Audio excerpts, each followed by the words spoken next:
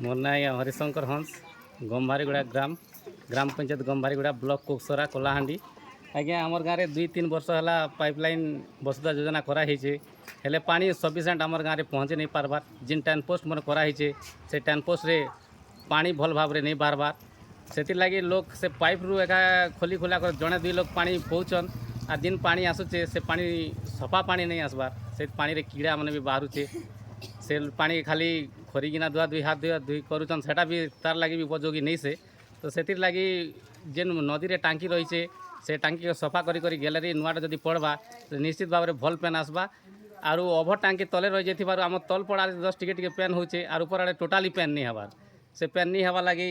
लोक मैंने बहुत असुविधा हो जाए। खरारे पेन भी आम नलकुआ तो जिदे गाँ भितर अच्छे कौन नलकुआ पेन भी खावा लगे सुविधा नहीं पार्बार भल नहीं लगबार से बाहर कराई नलकुआ तो लोग खरारे बहुत दूर के पेन आनी जाऊन आर एतिर लगी निश्चित भाव ये पेन जेन जोगाण करा होचे भल पेन आसबार लगे से काम मन के रिपेयरिंग करा जो ओभर टैंक इन टैंक मन के तेज आम गाँव लोग भल पेन पी पारे।